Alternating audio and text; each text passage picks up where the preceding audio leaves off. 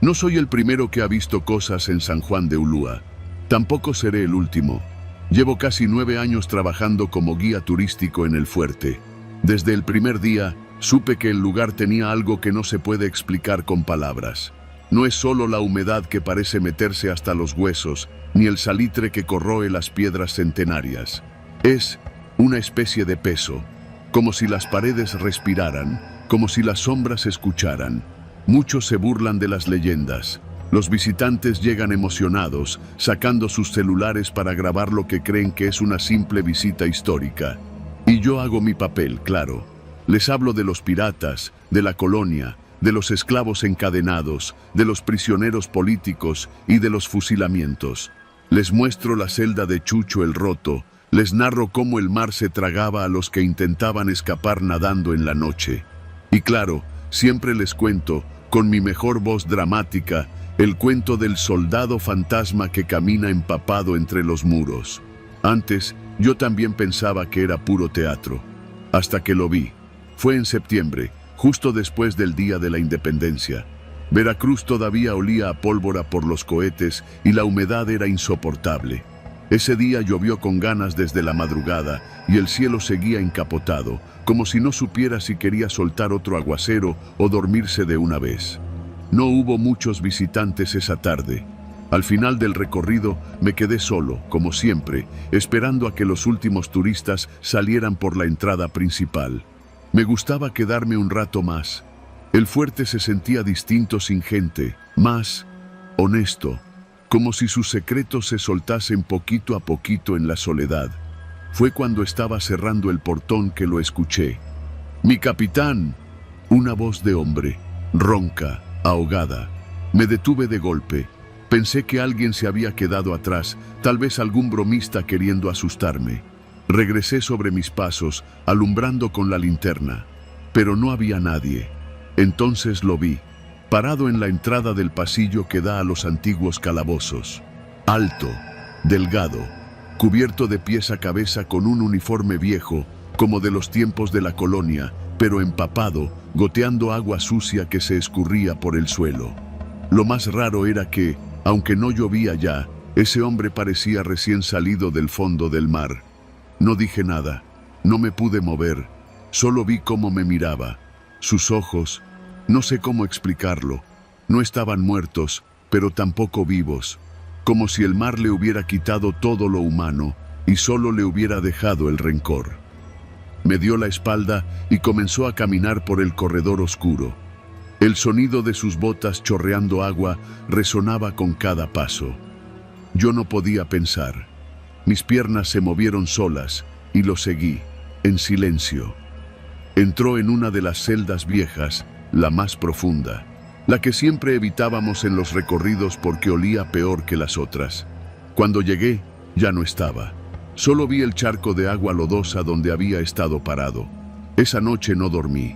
A la mañana siguiente le pregunté a don Mateo, el velador, un señor ya grande, con más arrugas que dientes, pero muy querido por todos. Me miró sin sorpresa. Ya te tocaba, chamaco. Ese es el teniente Durán. Me contó la historia mientras fumábamos un cigarro bajo el alero del fuerte. Hace como 180 años, durante una tormenta brava, un buque de guerra español intentó refugiarse cerca del puerto. Pero las olas lo estrellaron contra las rocas. La mayoría de los hombres murieron ahogados, cuerpos flotando por toda la bahía. Dicen que algunos marineros sobrevivieron, pero el teniente Durán, un oficial joven y orgulloso, desapareció en el naufragio. Nunca encontraron su cuerpo. La leyenda dice que su espíritu regresó, aferrado al último sitio donde había pisado tierra firme, San Juan de Ulúa. No a todos se les aparece, me dijo don Mateo, tirando la colilla al suelo. Solo a los que sienten la humedad en el alma. No entendí esa frase, pero desde entonces lo empecé a ver más seguido. Nunca hablaba, solo aparecía, caminaba empapado por los pasillos del fuerte, como buscando algo. A veces me daba por seguirlo, otras veces me quedaba quieto, observando desde lejos. Nadie más lo veía, ni visitantes ni compañeros. Hasta que una noche me habló. Yo estaba solo, Me había ofrecido a quedarme más tarde porque había que hacer una reparación en la zona del aljibe, un rincón que casi nadie visita porque está medio derrumbado. El lugar olía a moho y el aire era tan espeso que se sentía como si uno tragara agua. De pronto, lo vi, parado junto al pozo, con las manos colgando a los lados, la cabeza gacha. Y entonces dijo: «Tráeme a mi capitán». Su voz era como el eco de una caverna, llena de agua y sal. No supe qué responder, solo pude balbucear: «¿Quién? ¿Quién es tu capitán?». No contestó. Dio media vuelta y se perdió entre las sombras. Pasé días obsesionado con esa frase. Me puse a investigar, a leer documentos viejos en la biblioteca municipal, en archivos digitales. Tardé semanas, pero encontré una carta antigua, escrita por un fraile que viajaba en ese barco naufragado. Mencionaba al teniente Durán y a su superior, un capitán llamado Sebastián Méndez, acusado en su momento de traición por haber desertado con un botín de guerra. La leyenda nunca hablaba de él. Nadie sabía que había otro hombre involucrado. Entonces cometí el error. Busqué su tumba. La encontré en un panteón antiguo al norte del puerto. Una lápida olvidada, cubierta de maleza. Me llevé una piedra del lugar. No sé por qué. Tal vez fue la curiosidad o esa vocecita que me empujaba a seguir con algo que no entendía. Esa misma noche, el fuerte cambió. Todo olía a mar podrido. Las paredes sudaban. El agua se filtraba desde el techo, aunque el cielo estaba despejado. Y él, el teniente, no caminaba ya. Corría, golpeaba las puertas, chillaba. Su voz llenaba los pasillos. «Tráemelo, tráemelo». Yo no dormía. Soñaba con el naufragio, con cuerpos flotando, con hombres gritando mientras el mar se los tragaba. Hasta que entendí. Él no buscaba a su capitán para rendirle homenaje, lo buscaba para llevárselo. Entonces volví al cementerio, enterré la piedra donde la había encontrado y pedí perdón, no a Dios, sino a él. Desde esa noche no lo he vuelto a ver, pero el fuerte sigue oliendo a sal. Y cuando llueve, hay un charco que siempre aparece en el mismo lugar, frente a la celda profunda. Yo sigo trabajando ahí. A veces, cuando estoy solo, escucho pasos mojados a lo lejos. Pero ya no lo sigo. No quiero saber qué pasaría si lo alcanzo.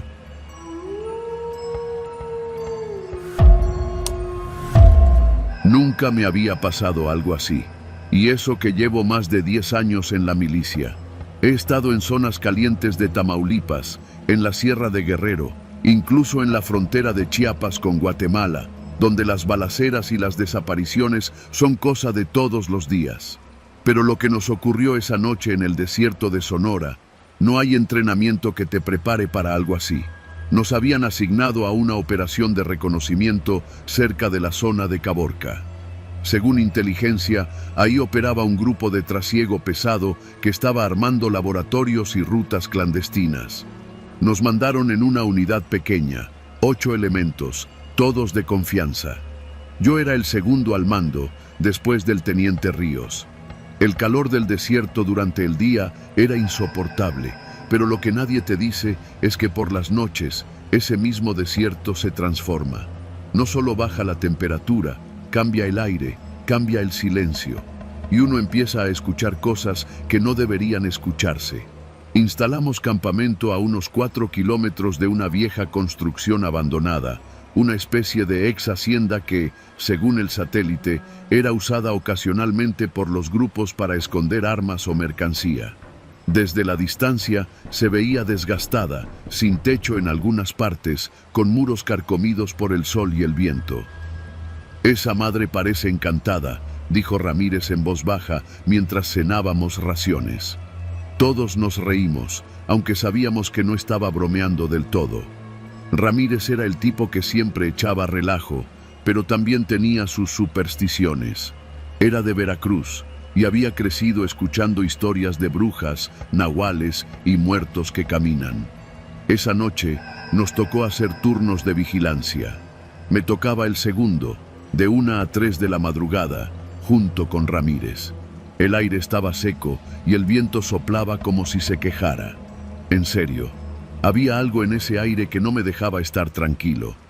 Estábamos en silencio, mirando al horizonte por si detectábamos alguna luz o movimiento extraño. De pronto, Ramírez me tocó el brazo y señaló hacia el noreste. ¿Viste eso? ¿Qué cosa? Una silueta, allá, cerca de los arbustos. Levanté los binoculares y sí, algo se movía. No era un animal, parecía una persona. Nos levantamos en silencio, armas en mano, y dimos la señal al resto del pelotón. En menos de 5 minutos, todos estábamos en formación y nos acercamos en sigilo. Lo que encontramos no tiene explicación. Ahí, parado junto a un árbol seco, estaba Ramírez. No el Ramírez que iba a mi lado, sino otro, idéntico, misma estatura, mismo uniforme, mismo parche con su apellido, pero tenía los ojos vacíos, no blancos, vacíos, como si los hubiera dejado en algún otro lado. La piel, reseca, como cuero mal curado. El uniforme estaba cubierto de polvo y tierra, como si llevara enterrado varios días. El Ramírez de carne y hueso, el que estaba a mi lado, dio un paso al frente. «¿Qué chingados?», susurró. Y el otro Ramírez también habló, con su misma voz. «No debieron venir». Ahí fue cuando nos descompusimos todos. No es que uno lo diga, pero lo vi en los ojos del teniente, en el temblor de la mano de Soto, en el sudor frío de Méndez. Lo que teníamos enfrente no era una alucinación colectiva. Estaba ahí, respiraba, o algo similar. El teniente levantó la voz. «¿Quién eres? ¿Qué haces aquí?». La cosa esa sonrió. Una sonrisa forzada, tirante, como si la piel no estuviera hecha para moverse así. «Él ya está muerto, solo no se ha dado cuenta». Volteé a ver a Ramírez. Estaba blanco, los ojos clavados en esa cosa. «Yo no estoy muerto», dijo él, en voz baja. «No todavía», respondió el espectro, y detrás de él, como salidos de la tierra, comenzaron a aparecer más figuras. Soldados, pero no como nosotros.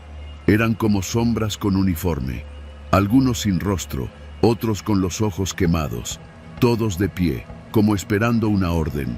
Y en medio de ellos reconocí algo que me heló la sangre. Algunos llevaban los parches de la Sedena, como si alguna vez hubieran sido parte de un pelotón como el nuestro. El teniente ordenó retirada inmediata, pero ya era tarde. Ramírez se quedó paralizado. Su otro yo lo estaba llamando. Le hablaba con voz sedosa, como un canto de cuna mezclado con una orden militar. «Te estamos esperando, ya te escogieron». Tuvo que ser Soto quien lo jaló del brazo para hacerlo reaccionar. Corrimos como pudimos hacia el campamento, sin mirar atrás, aunque yo sí lo hice, solo una vez. Y lo que vi me va a perseguir hasta que me entierren. Los soldados espectrales no se movieron, solo se quedaron ahí, observándonos, como si supieran que eventualmente íbamos a regresar. O peor, como si uno de nosotros no se hubiera ido realmente. Esa madrugada no dormimos, solo recogimos todo y nos preparamos para evacuar al amanecer. Pero Ramírez ya no era el mismo. Se notaba en su mirada, en cómo respiraba, en cómo evitaba hablar. Al regresar a la base, fue enviado a evaluación psicológica. No aguantó mucho. Lo encontraron 3 días después, en su habitación, completamente dormido, solo que no despertó más. No tenía signos de violencia, ni se había suicidado. Simplemente se apagó, como una vela sin aire. Yo estuve en el sepelio, vi su cuerpo, pero no quise acercarme demasiado. Por dentro, algo me decía que si lo veía de cerca, su rostro no sería el de siempre. Desde entonces, he escuchado historias de otros pelotones que han patrullado la zona de Caborca y que aseguran haber visto siluetas marchando entre las dunas por la noche. Algunos reportan voces que llaman por su nombre o ven compañeros suyos parados en lugares donde no deberían estar. Dicen que ese sitio fue un antiguo campo de fusilamiento en la época de la Revolución, que ahí enterraban a los desertores, que la tierra quedó maldita por los muertos no reconocidos, por las órdenes no cumplidas, por las traiciones entre generales. Yo no sé qué sea, pero sí sé una cosa. Ramírez murió 2 veces, una en el desierto y otra en su cama. Y lo peor de todo es que a veces, cuando estoy solo, siento que alguien me observa en el reflejo del vidrio o en la oscuridad de mi cuarto, y tengo miedo de voltear y encontrarme conmigo mismo, porque tal vez a mí también ya me escogieron.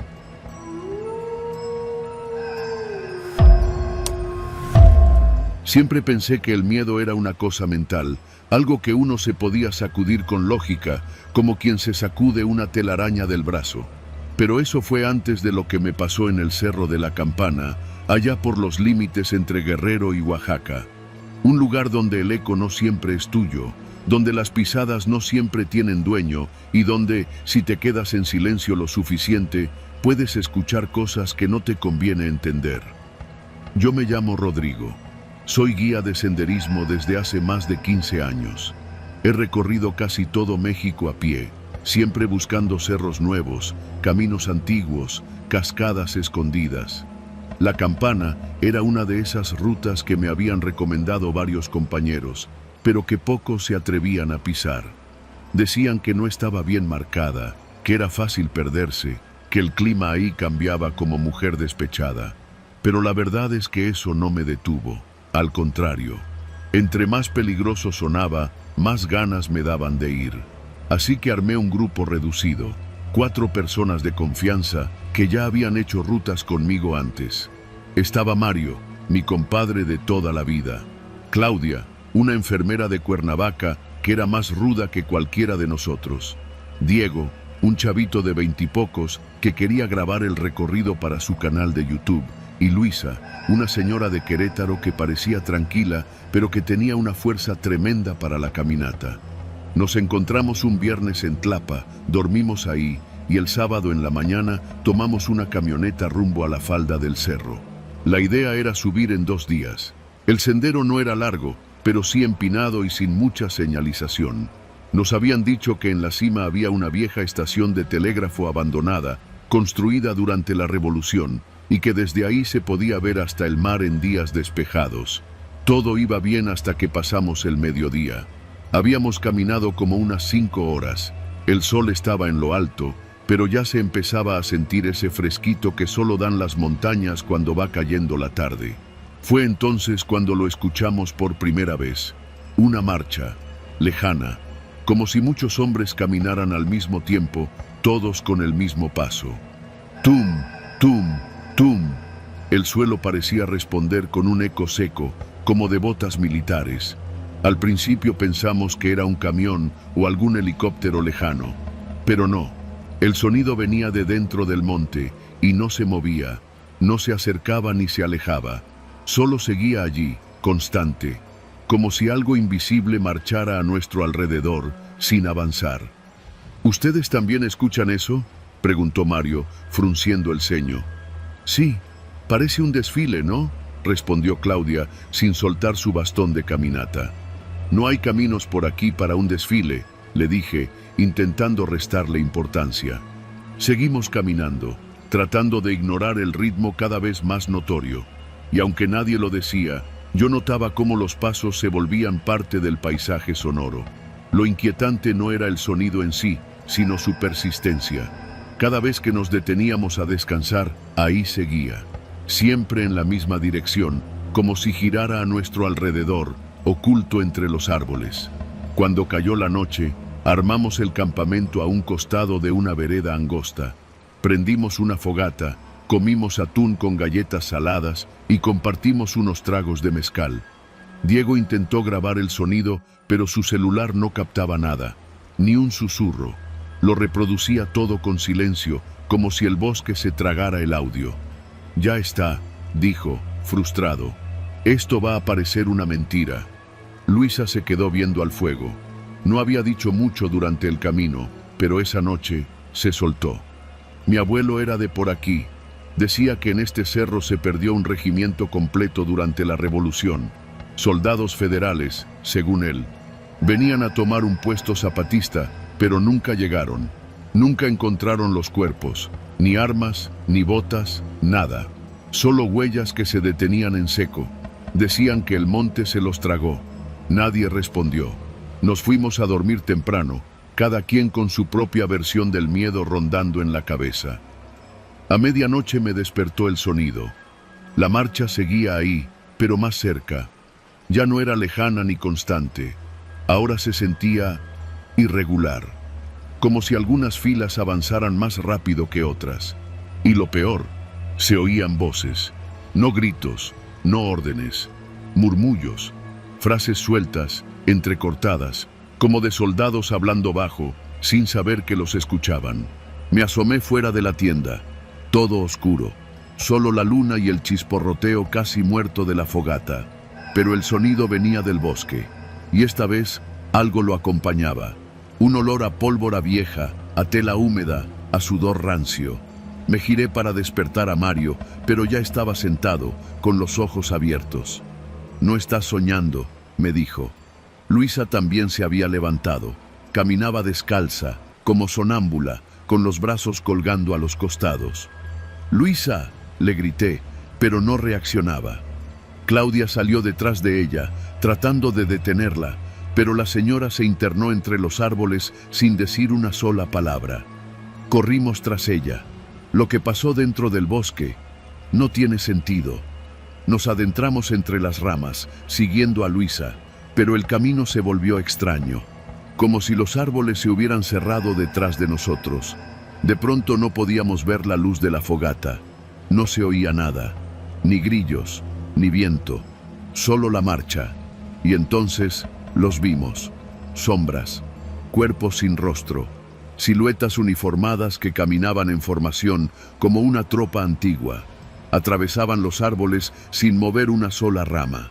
No tocaban el suelo, pero el suelo temblaba con sus pasos. Uno de ellos volteó hacia mí. No tenía ojos, pero sentí su mirada clavarse en mi estómago como una baqueta en un tambor. Luisa cayó al suelo, convulsionando. Claudia gritaba, pero su voz sonaba lejana, amortiguada, como si estuviéramos bajo el agua. Intenté cargar a Luisa, pero algo me sujetó del brazo. Era una mano fría, de piel pálida, desgarrada.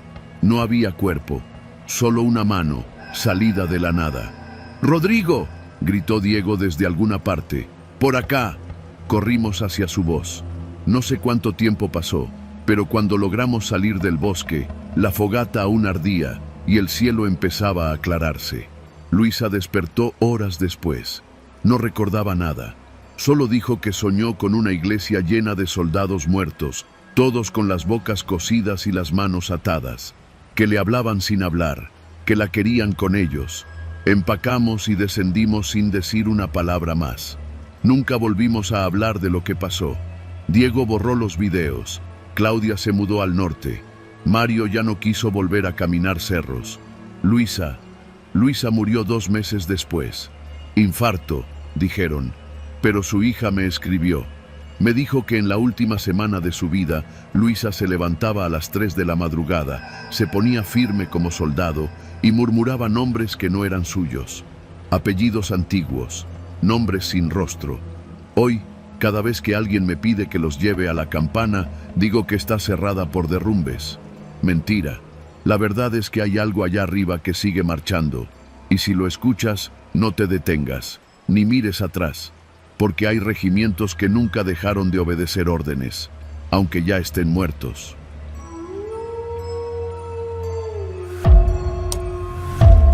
Hay cosas que uno no se atreve a contar en voz alta, no porque sean inverosímiles, sino porque duelen, porque las arrastras contigo como una sombra que no se despega, aunque camines bajo el sol más fuerte.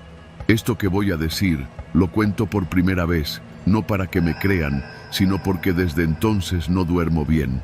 No hay noche que no sueñe con ellos, con los que ya no están, y con ese último empujón que, aunque nadie lo vio, me salvó la vida.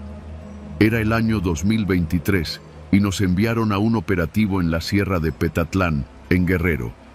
La zona es tan hermosa como peligrosa. Montañas verdes, cafetales abandonados, caminos que se pierden entre los árboles. Pero también es territorio de cárteles, de fosas clandestinas y de pueblos que ya solo existen en los mapas. Yo tenía 30 años y ya llevaba 6 en la Guardia Nacional. Había visto de todo, Emboscadas, cadáveres, casas donde los niños jugaban entre casquillos. Pero esa vez fue diferente.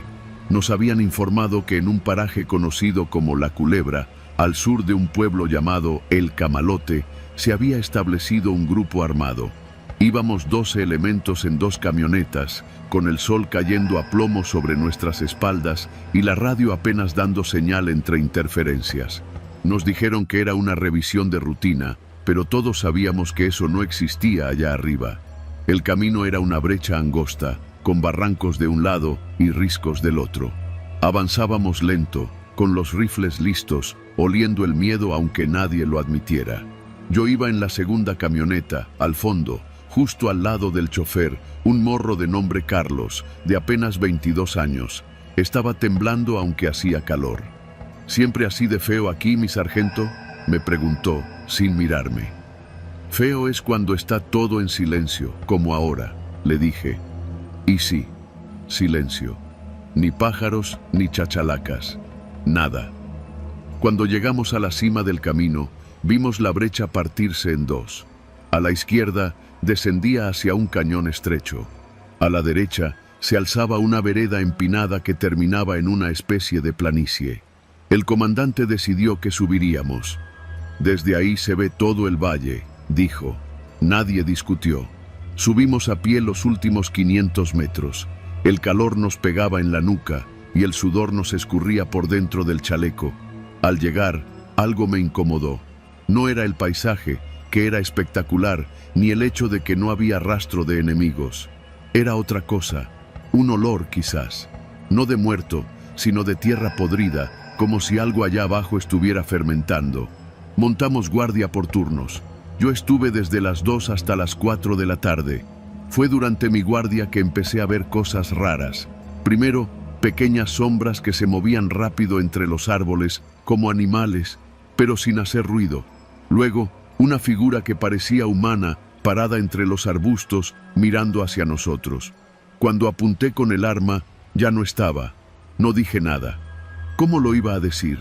A esas alturas, que uno viera cosas no era raro. La sierra te cambia, te revienta la cabeza. Pero al llegar la noche, el ambiente se puso más denso, como si la misma montaña respirara lento, esperando. Uno de los nuestros, el cabo Rodríguez, se despertó gritando cerca de la medianoche. Soñó que alguien lo arrastraba por los pies hacia el barranco. Cuando lo calmamos, juró que sintió unas manos huesudas apretándole los tobillos. Le echamos carrilla un rato, pero la verdad, todos estábamos tensos. Nos turnamos para vigilar el perímetro, pero el aire estaba tan pesado que hasta respirar costaba trabajo. A las 3:15 de la mañana nos avisaron por radio que un dron había detectado movimiento en el barranco al sur. Nos ordenaron ir a revisar. Formamos 2 escuadras. 6 bajarían por el sendero angosto y los otros 6 cubriríamos desde arriba.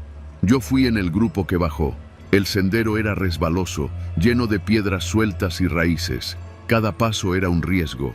Llevábamos linternas, pero la luz no alcanzaba más de unos cuantos metros. A cada lado del camino, la vegetación se cerraba como una boca, tragándose todo sonido. 40 minutos después, el cabo Pérez pidió un descanso. Nos detuvimos junto a una roca grande y fue ahí donde escuché por primera vez los susurros. No eran voces claras, más bien como murmullos arrastrados, palabras que no entendía, pero que se metían en la piel. Me quité el casco, creyendo que era mi cabeza, pero no. Todos los que íbamos escuchamos lo mismo. Hasta el más valiente palideció. ¿Escucharon eso, verdad?, preguntó uno. Nadie respondió, pero todos asintieron. De pronto, las linternas comenzaron a parpadear, una tras otra, como si algo absorbiera la energía. Y en medio de esa oscuridad entrecortada, vimos figuras, hombres, soldados, pero no eran de los nuestros. Vestían uniformes viejos, de esos que ya no se usan, como los de los años 90 o principios del 2000. Algunos tenían las mejillas hundidas, las ropas sucias, las botas rotas. Pero lo peor eran sus ojos. No brillaban, no parpadeaban, solo estaban ahí, fijos, como esperando. Uno de mis compañeros gritó: Disparó hacia uno de ellos, pero el proyectil atravesó la figura como si fuera humo. Fue ahí cuando todo se descontroló. Corrimos, como animales. El terror nos dominó. Yo iba hasta atrás, cuidando que nadie se rezagara, pero el sendero era estrecho y los demás empujaban por avanzar. De pronto, sentí el vacío bajo mis pies. Una piedra cedió. Mi cuerpo perdió el equilibrio. Iba a caer. Vi el fondo del barranco, lleno de ramas secas y rocas afiladas. Supe, sin duda alguna, que hasta ahí había llegado. Pero entonces, algo o alguien me empujó con fuerza desde atrás. No fue un tropiezo ni un accidente. Fue un empujón dirigido, firme, como si una mano invisible me regresara al camino. Caí de espaldas, raspándome los brazos, pero vivo, vivo. Cuando me levanté, estaba solo. Los demás ya habían subido. Grité, pero nadie me oyó. Las figuras de los soldados seguían ahí, a unos metros, mirándome. Y entonces lo entendí. No eran enemigos, eran los que habían muerto ahí antes. Soldados de otras épocas, caídos en enfrentamientos, olvidados por sus superiores. Espíritus que rondaban ese cerro, entre la niebla, entre los ecos. Uno de ellos, el que estaba más cerca, me hizo un gesto. No sé si era un saludo o una despedida. Y luego se desvaneció como polvo en el viento. Logré subir por mi cuenta. Llegué con las botas desgarradas, sangrando de las manos pero entero. Nadie me creyó cuando les conté lo que vi. Dijeron que fue el estrés, el miedo, que seguro me tropecé y tuve suerte. Pero yo sé lo que sentí. Esa mano en mi espalda. Esa fuerza que me salvó cuando ya no tenía opción. Cuando volvimos a la base en Chilpancingo, investigué por mi cuenta. Descubrí que en ese mismo cerro, una década atrás, una patrulla del ejército fue emboscada. Murieron todos. Nunca recuperaron los cuerpos.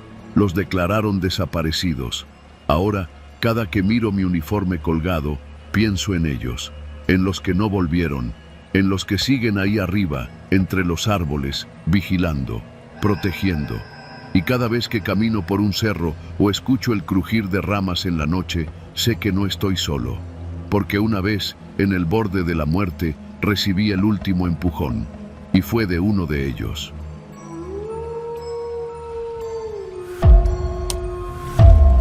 Yo no creo en fantasmas, o al menos no creía. Después de lo que viví en el viejo cuartel de la Venta, eso cambió para siempre. Me llamo Mario Esteban Pérez Ortiz, tengo 33 años y soy técnico en sistemas, pero por azares del destino terminé trabajando con la Comisión Nacional de Conservación de Sitios Históricos. Suena más rimbombante de lo que es. Básicamente soy el encargado de registrar estructuras abandonadas, tomar fotografías, meter datos en una base y asegurar que no haya intrusos. Nada más. Fue en octubre cuando me asignaron inspeccionar el cuartel viejo, ese que está a un costado de la carretera federal 186, entre La Venta y San Andrés. El edificio era parte de una antigua instalación del ejército mexicano construida en los años 40. Se desocupó desde hace más de 2 décadas, cuando dejaron de usar la zona para entrenamientos tácticos por las inundaciones constantes. Ahora está medio tragado por la selva, entre monte y árboles de chico zapote. Yo no quería ir solo, pero no había presupuesto. Nomás es una inspección visual, me dijeron. Sacas fotos del estado del inmueble, te aseguras que no haya ocupas, y listo. Acepté. Total, eran 2 días máximo, y se me pagaba bien. Llegué un jueves por la tarde, en una camioneta blanca de la comisión, con mi equipo, cámara, GPS, portátil y una linterna potente. La entrada del cuartel estaba rodeada por lo que alguna vez fue una reja con púas, ahora oxidada y llena de bejucos. El portón principal colgaba de un solo lado, chirriando con el viento. Todo estaba en silencio, salvo por los grillos y un murmullo lejano que parecía salir del monte. Lo primero raro fue la sensación al cruzar el umbral.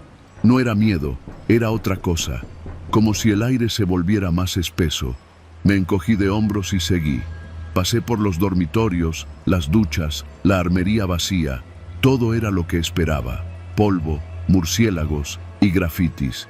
Pero al llegar al centro de operaciones, una sala rectangular con ventanas altas y un estrado donde seguramente se daban los informes, encontré algo que me detuvo en seco. Había un mapa táctico desplegado sobre una mesa de mando, como si alguien lo hubiera dejado ahí apenas unas horas antes. Era un plano militar reciente, no una antigüedad. Mostraba una maqueta en relieve de la región, con señales térmicas, coordenadas numéricas, rutas marcadas con alfileres y nombres de puntos estratégicos. Estaba fechado hacía 5 días. 5 días. Me paralicé.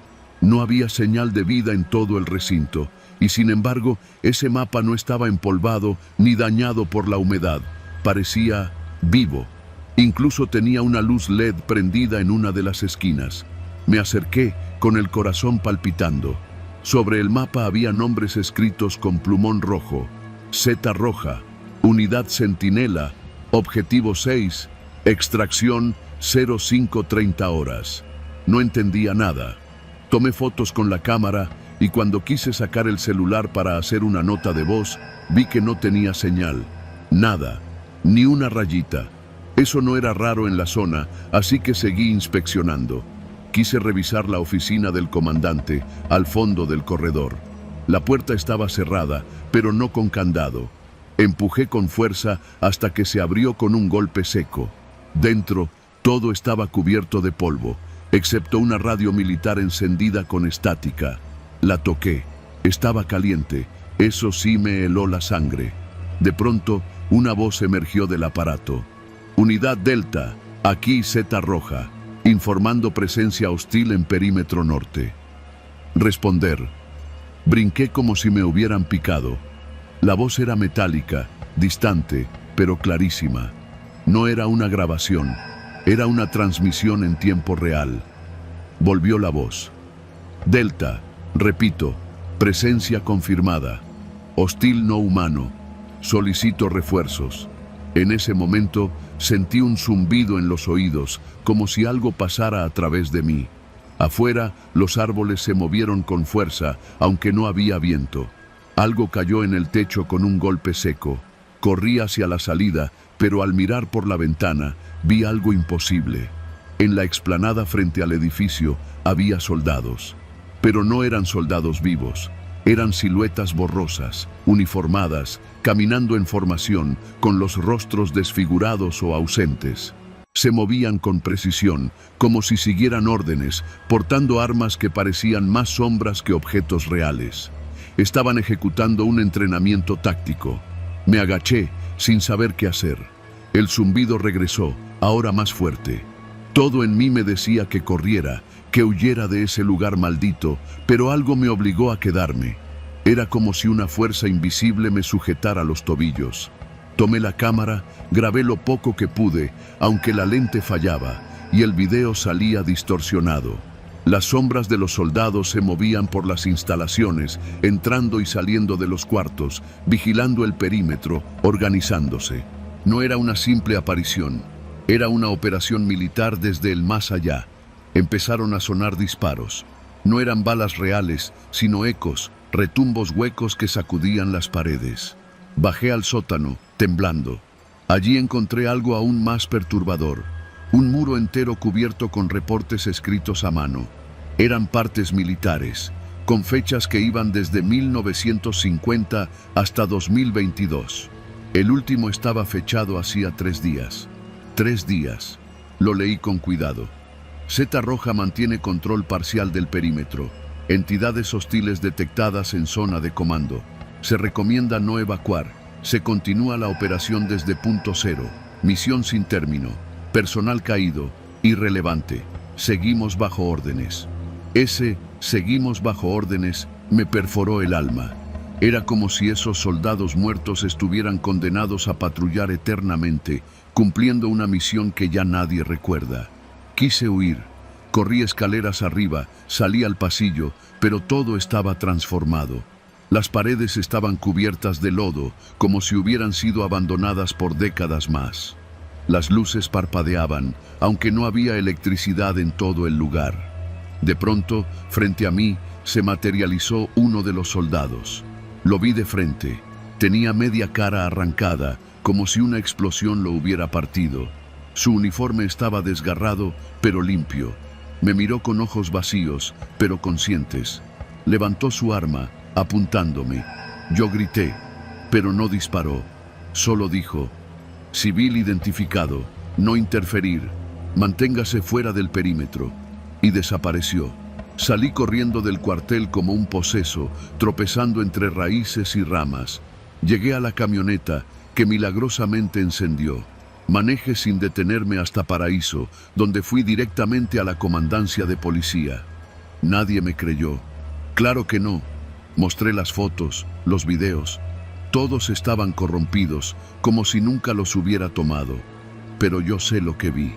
Y no soy el único. Hace una semana, un grupo de soldados de la Guardia Nacional entró a hacer una revisión al mismo cuartel. 3 de ellos desaparecieron. Los encontraron 2 días después, caminando sin rumbo a 20 kilómetros de ahí, con la mirada perdida y sin hablar. Dijeron que no recordaban nada, pero uno de ellos, antes de que lo llevaran al hospital, murmuró algo. «Zeta Roja, aún patrullan, no descansan. Yo ya no duermo bien. Cada vez que cierro los ojos, escucho esa radio maldita repitiendo coordenadas y nombres en clave. Y a veces, al mirar por la ventana de mi cuarto, juro que veo sombras marchando en formación entre la neblina de la madrugada. Zeta Roja sigue operando, aunque ya están muertos, y siguen bajo órdenes, para siempre».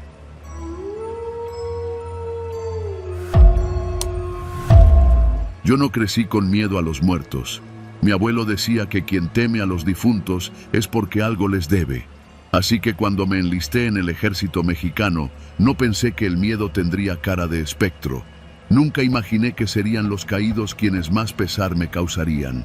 Fue en el campo militar número 1, ahí por la avenida del Conscripto, al poniente de la Ciudad de México. En ese lugar donde miles de jóvenes cruzamos una línea invisible entre la vida civil y la vida castrense, yo conocí el miedo más puro, ese que no se te quita ni rezando. Tenía 20 años cuando llegué. Era de Cuautitlán Izcalli y jamás había estado tan cerca de la ciudad. La primera semana fue dura. Levantarse antes del amanecer, correr hasta que los pulmones te ardieran, entrenamientos bajo el sol, gritos, órdenes, disciplina. Nada que no hubiera esperado. Lo difícil comenzó después. A mí me asignaron al 2º Batallón de Infantería, en una de las secciones más antiguas del campo. Ahí los dormitorios olían a madera vieja, cloro y sudor acumulado. Las paredes tenían grietas finas como venas y por las noches crujían como si respiraran. Pero uno se acostumbra, o cree que se acostumbra. Todo empezó un jueves por la noche. Estábamos formados después del rancho nocturno, justo antes de que nos dieran la orden de dormir. El sargento nos tenía de pie, firmes, cuando, en medio del silencio, escuché mi nombre. «Ramírez».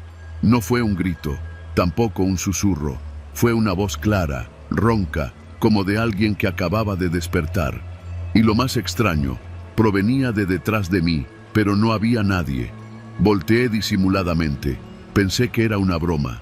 A veces los veteranos jugaban con los nuevos, pero en esa formación no había más que otros reclutas como yo, igual de verdes, igual de temblorosos. Nadie más pareció oírlo. Intenté olvidarlo. Me dije que era mi imaginación, el cansancio, el hambre. Pero la siguiente noche volvió a pasar, esta vez en la oscuridad del dormitorio. Ya todos dormían. Yo apenas conciliaba el sueño cuando lo escuché de nuevo. «Ramírez». Abrí los ojos y me senté en la litera. Sentí un vacío en el pecho, como si algo me jalara hacia adentro. Miré alrededor. Nada. Todos dormían, algunos roncaban, otros murmuraban sueños. Me levanté y fui al baño, pensando que quizá necesitaba despejarme. Pero el baño estaba más oscuro de lo normal. Solo una de las lámparas fluorescentes parpadeaba, lanzando destellos intermitentes sobre los azulejos. Me acerqué al lavamanos y me arrojé agua a la cara. Entonces la escuché por tercera vez, más cerca. Ramírez. Volteé de golpe. No había nadie, solo el eco del agua goteando, pero no era la misma voz. No, esta era más grave, como si saliera de una garganta destrozada. Me estremecí. Me fui corriendo al dormitorio sin siquiera secarme la cara. Las noches siguientes fueron peores. Ya no era una sola voz, eran varias, una tras otra, a veces al mismo tiempo, como un murmullo colectivo salido del subsuelo. Ramírez, Ramírez. Me decían cosas sin sentido, que me estaba tardando, que los esperara, que ya me tocaba. No me atrevía a decir nada a los superiores. Si algo había aprendido ahí, era que el que se queja, pierde. Además, ¿cómo explicarlo sin que me tomaran por loco? Una madrugada no pude más. Me levanté con el pecho apretado, sin aire, sudando frío. Fui al baño a calmarme, pero esta vez no estuve solo. La luz no prendía, el baño estaba en penumbra, y cuando mis ojos se acostumbraron a la oscuridad, lo vi. Un hombre, uniformado, mojado de pies a cabeza, como si acabara de salir de un río. Estaba frente al espejo, pero no se reflejaba. Tenía el rostro hinchado, los labios morados y una herida abierta en la frente. Me miraba directo, como si supiera quién era yo, y habló. «No debiste venir, Ramírez, no debiste entrar aquí». Grité con todo el aire que me quedaba. Salí corriendo del baño, despertando a medio dormitorio. El sargento llegó, furioso, me sacó al patio, me gritó en la cara, pero yo apenas lo escuchaba. Seguía viendo esos ojos muertos. Esa noche no dormí. Al día siguiente pedí ir a la enfermería, alegando fiebre. Me dieron paracetamol y me mandaron de regreso. Ahí nadie tiene tiempo para maricadas, como decía el cabo López. Empecé a investigar por mi cuenta, preguntando a los más viejos, con cuidado, sin parecer demasiado curioso. Un cabo que llevaba más de 5 años en el campo me dijo algo que me heló la sangre. «Tú duermes en el ala sur, ¿verdad? Ahí han pasado cosas raras desde hace tiempo. Reclutas que desaparecen, otros que se quitan la vida. Dicen que en los años 70, durante la Guerra Sucia, ahí los usaban para interrogar gente. Y que muchos nunca salieron. Los enterraban cerca, sin nombre, sin ceremonia. Yo no sabía qué creer. Pero las voces seguían, cada vez más nítidas, más exigentes. Una noche desperté y vi a 3 soldados en mi dormitorio. No eran de los nuestros. Sus uniformes eran viejos, deslavados. Uno tenía una herida en el cuello, el otro el rostro desfigurado, y el tercero era el del baño. «Síguenos, Ramírez, ya es hora». No me moví, no podía. Estaba paralizado, literalmente. Sentí que algo me apretaba el pecho, como una mano invisible. Quería gritar, pero no salía ni un suspiro. Y entonces los 3 comenzaron a acercarse, lentos, pesados, como si arrastraran los pies. La habitación se volvió más y más fría. Sentía el metal del catre helado, como si estuviera en una morgue. Entonces uno de ellos habló, con una voz que no era suya, sino la de alguien que yo conocía. «Tu hermano también está aquí. Él nos guió a ti. Mi hermano murió en Sinaloa, en una operación hace 2 años. Yo había ingresado al ejército por él, por seguir su camino. Pero jamás creí. Él no descansó, y tú tampoco lo harás».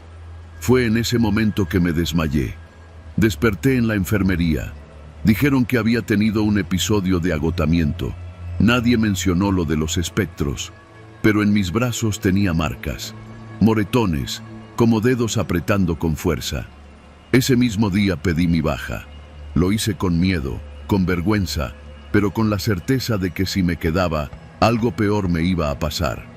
Me fui del campo militar número 1 con la cabeza baja, pero con el alma a salvo.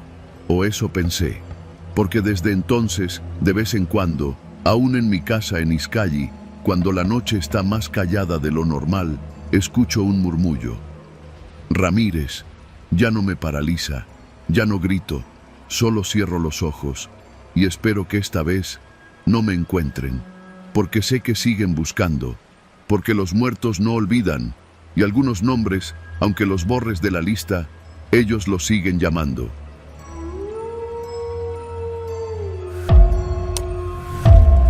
No soy supersticioso, o al menos no lo era.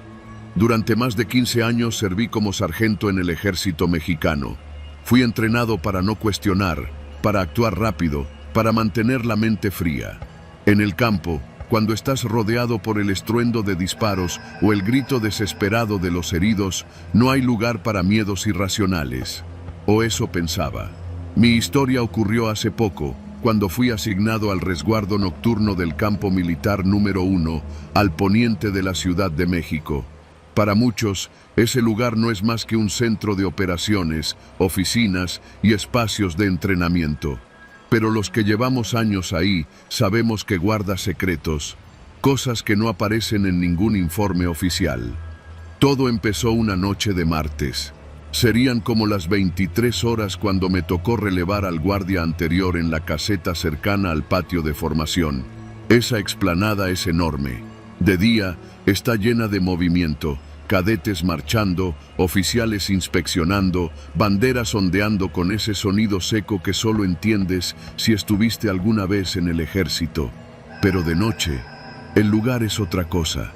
Un silencio denso lo cubre todo, interrumpido solo por el crujir del viento contra las astas o los lejanos ladridos de los perros. Llevaba poco más de media hora revisando los perímetros cuando lo noté. Había algo raro en el suelo del patio.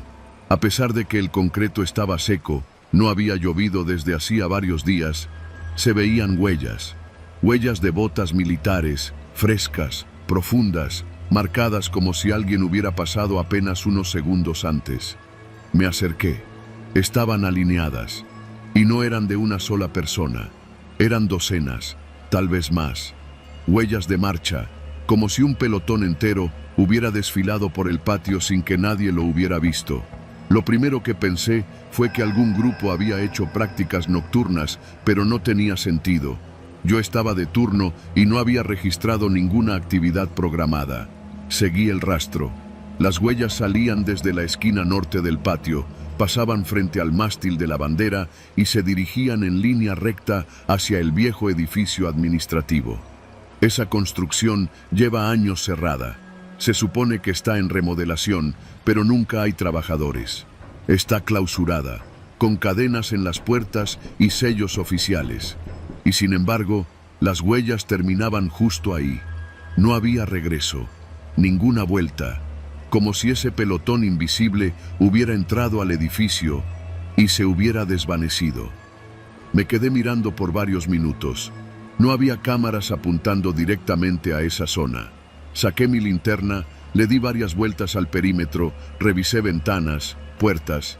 Todo parecía en orden, pero las huellas seguían ahí. Llamé por radio al subteniente a cargo de la guardia. Mi teniente, tengo algo raro en el patio. Huellas, muchas. Parece que marchó gente por aquí. ¿Y qué? Respondió con fastidio. Seguramente entrenaron y no avisaron.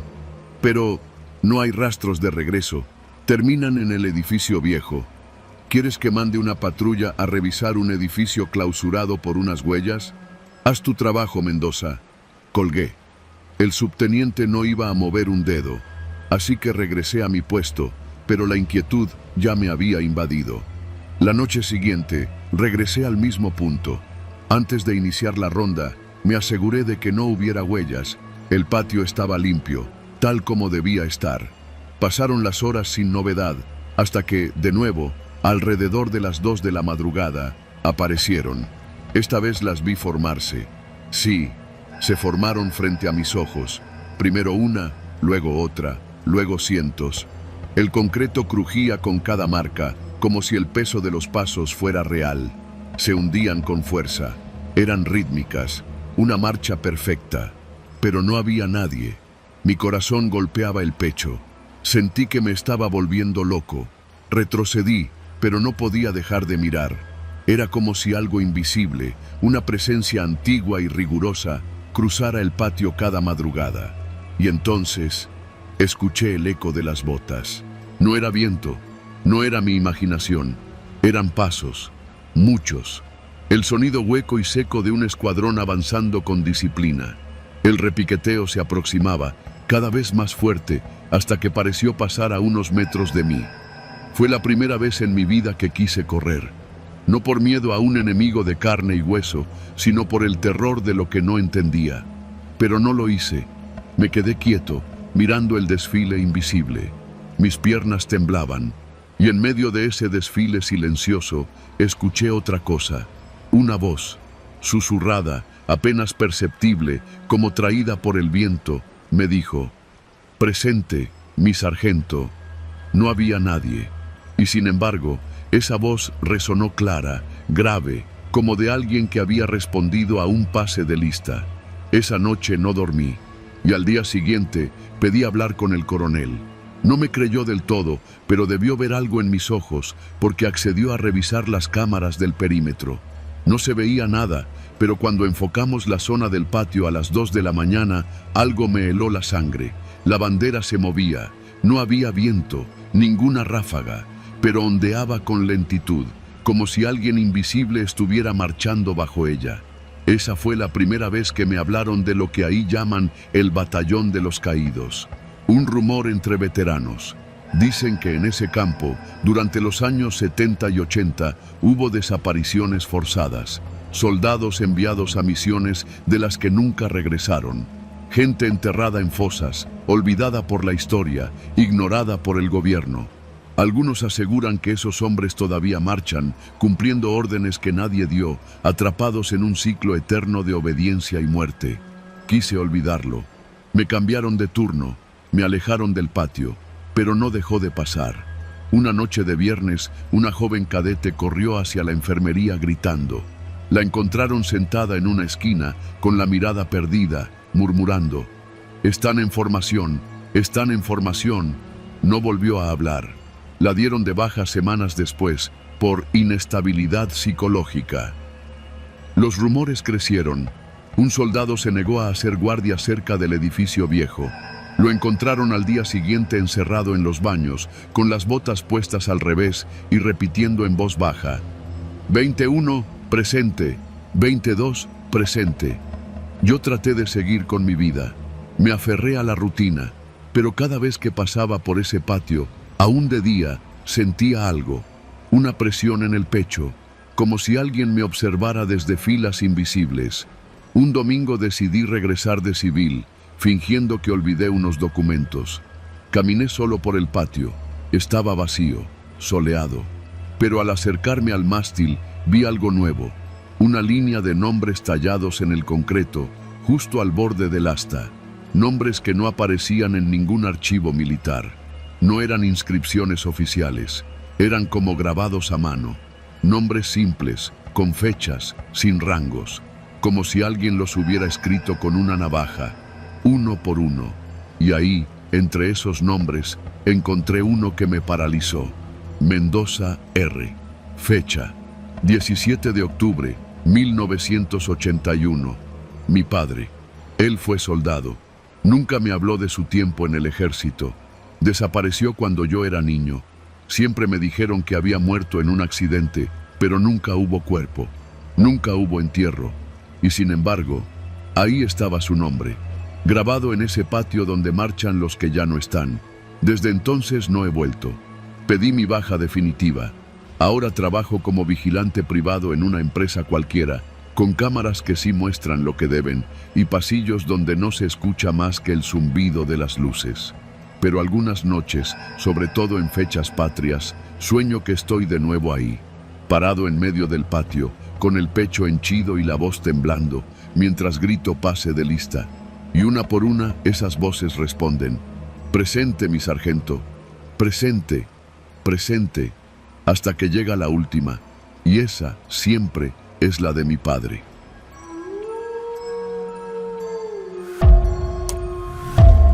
Mi nombre es Elías, tengo 43 años y desde hace casi 15 me dedico a ser velador. He trabajado en fábricas, bodegas, estacionamientos, hasta en una escuela primaria. Pero nada me había dejado una marca como lo que viví en ese terreno maldito de Tlatelolco, justo detrás de la vieja Plaza de las Tres Culturas. Todo comenzó en enero, cuando conseguí un trabajo nocturno vigilando un predio que, según el patrón, iba a ser remodelado para construir un nuevo centro cultural. Era un terreno amplio, rodeado por muros de ladrillo rojo, con un par de estructuras viejas que alguna vez fueron oficinas administrativas del gobierno, abandonadas desde hace años. Había grafitis, botellas rotas, pañales tirados y bolsas de basura por todos lados. El tipo de lugar donde nadie quiere pasar la noche. Acepté porque pagaban bien y no era el tipo de trabajo donde uno se estresa. Solo tenía que pasar rondines, revisar que nadie se metiera, reportar por radio cada 2 horas y mantener la reja cerrada. Me daban café, un catre en un cuartito improvisado y radio para comunicarme con la central. La primera noche fue tranquila. A eso de las 3 de la madrugada me dio por salir a fumar al pasillo de uno de los edificios. El aire era frío, pero seco. Se escuchaban los ruidos comunes de la ciudad a lo lejos. Autos pasando, el zumbido de algún transformador, un perro ladrando por ahí. Pero adentro del predio, silencio. Un silencio espeso, como si ahí dentro el tiempo se arrastrara más lento. Fue en mi tercera noche que ocurrió lo primero. Había salido a hacer mi rondín de la 1. Caminaba con mi lámpara, alumbrando los bordes del muro. Al llegar a la parte trasera del terreno, donde solían estar unos almacenes, noté que algo no cuadraba, como si hubiera movimiento más adelante. Apagué mi lámpara. Fue instintivo. Me quedé quieto, conteniendo el aire. Entonces lo vi. Una silueta. No, 2. Moviéndose en la penumbra como si estuvieran peleando. Eran sombras altas, vestidas con algo que parecía uniforme. Podía distinguir que una portaba un sable, el otro algo que parecía una lanza corta. No hablaban. Se movían con violencia, con precisión, como si estuvieran entrenando una coreografía marcial. Pero aquello no tenía ritmo. No eran actores. Se movían como si realmente quisieran matarse. No quise acercarme. Me fui para atrás despacio. Cuando por fin estuve lejos, encendí la lámpara de nuevo. Ya no estaban. El predio se veía como siempre, sucio, oscuro, abandonado. Pensé que había sido mi imaginación, quizá el reflejo de algún farol en la calle o alguien que se metió a drogarse. Pero esa imagen me dejó inquieto toda la noche. No dormí. Pasaron 2 días sin que ocurriera nada más. Empecé a pensar que solo había sido cansancio o sugestión. Pero el sábado, a eso de las 2 de la madrugada, escuché pasos en el segundo piso del edificio viejo. Subí con cuidado. Cada escalón crujía como si se quejara. La madera olía a humedad vieja, como si las paredes sudaran historia. Cuando llegué, el pasillo estaba oscuro. Avancé con la lámpara y vi algo que me paralizó por completo. Al fondo del pasillo había más sombras. 5, tal vez 6. Formaban una especie de círculo. Parecían entrenar. Uno de ellos daba órdenes. Podía escuchar murmullos, aunque sus bocas no se movían. Era como si las voces vinieran de otro lugar, como si se colaran entre las paredes y los oídos. Me acerqué un poco más. Entonces vi con claridad sus uniformes. Chaquetas oscuras con botones metálicos, pantalones ceñidos, botas de cuero. Uno tenía la cabeza vendada. Otro, un rostro quemado que se deshacía con la luz de la lámpara. Y en sus ojos, un vacío, como si lo único que los moviera fuera el deber de repetir eternamente una orden ya olvidada por los vivos. Retrocedí sin hacer ruido. Bajé las escaleras, entré al cuartito y cerré con seguro. Esa noche recé. No soy devoto, pero hay momentos donde uno se agarra de lo que puede. Dormí con la lámpara encendida y la radio en volumen bajo. El lunes siguiente fui a buscar al velador anterior, un señor llamado Don Mario, que vivía a unas cuadras. Lo encontré en su puesto de periódicos. Me reconoció de inmediato, como si hubiera estado esperando que yo llegara. «¿Ya los viste, verdad?», me dijo sin más. «Ya». Le conté lo que había pasado. «Son los soldados. No sé de qué guerra, pero ahí entrenan desde siempre. Algunos dicen que son del ejército trigarante, otros que son españoles que se quedaron atrapados por la sangre derramada en la conquista. Yo creo que son los dos, porque a veces se matan entre ellos». Me explicó que el lugar había sido antes un punto de reunión militar. que mucho antes de que pusieran oficinas ahí, incluso antes de que se construyera la unidad habitacional, ese terreno era campo de entrenamiento, que hay documentos que lo mencionan desde 1820, pero que nadie se acuerda ya.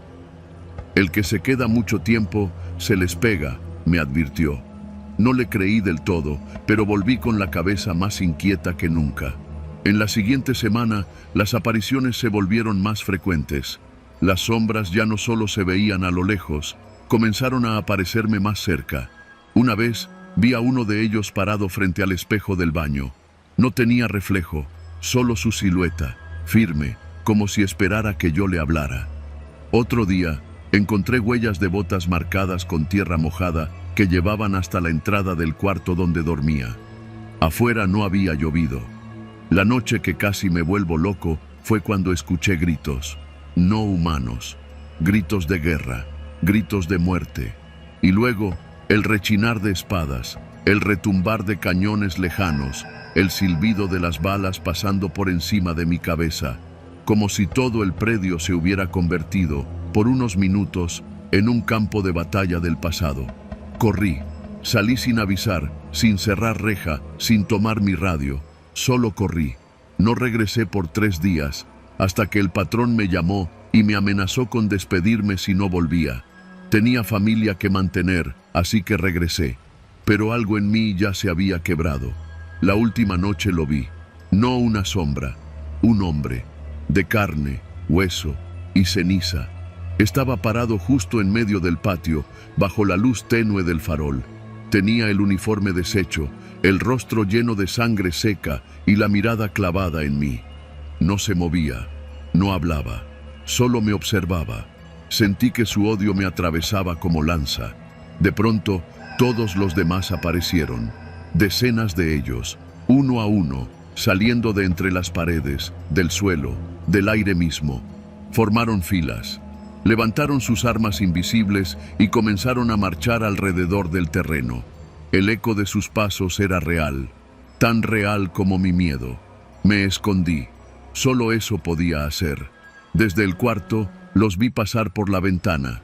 Eran soldados de todas épocas, algunos con sombreros de charro, otros con cascos metálicos, unos descalzos, otros con fusiles que brillaban con una luz verdosa.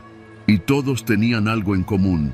Ya no eran hombres, eran restos, fragmentos de guerra, odio y memoria, como si el predio fuera una grieta en el tiempo donde el dolor no puede morir. Al día siguiente, renuncié. Me fui sin cobrar el último pago. Jamás regresé por mis cosas. A veces, cuando paso cerca del lugar, juro que todavía se escuchan sus pasos, como si la tierra, harta de guardar tantos cuerpos, los escupiera cada noche para que sigan peleando su guerra eterna. Ahora trabajo en un estacionamiento en Xochimilco, tranquilo, sin historias, sin sombras. Pero nunca volví a dormir bien, porque una parte de mí, por alguna razón que no entiendo, extraña ese lugar, como si me hubieran dejado marcado, como si me estuvieran esperando, como si, tarde o temprano, me fuera a unir a ellos.